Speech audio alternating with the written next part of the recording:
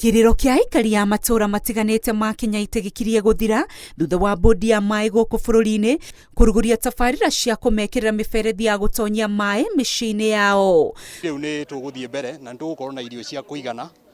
Ndikuona ta tungihota riu gutuika ati ndukaheo irio ni thirikari ringi tuona mai. Kuringana na mubunge wa Kieni Kanini Kega, mubango uyu uratanywo kuhuthira makiria ma ciringi mirioni 40 na ugukorwo uri kiguni kuri aikari aya kuona matuire mohaga thabari ndaya gwetha mai.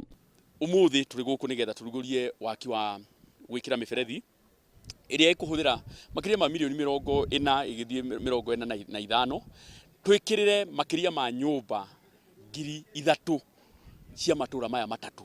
No riu borehole yarikia kuhingurwo ni tuge ni tugukena ni tondu riu mai turi matahigiro nja tuhote kurima tuthukuma tuhote gwithamba.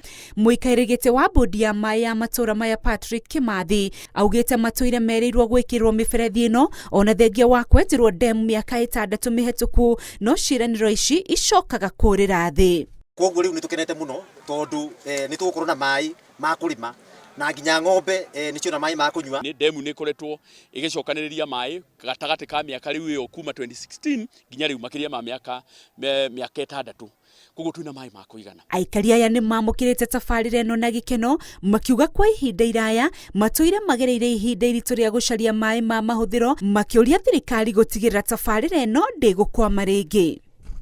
Nitutwite tuthumbukite guku tondu mahinda maya twathiaga gwetha mai rui rwa Tigithi nitwathinikaga tondu wagira mutungi umwe mutungi ucio ni urageria kuuthima unywe uguo na gwithamba kana kuhura nguo wari thina.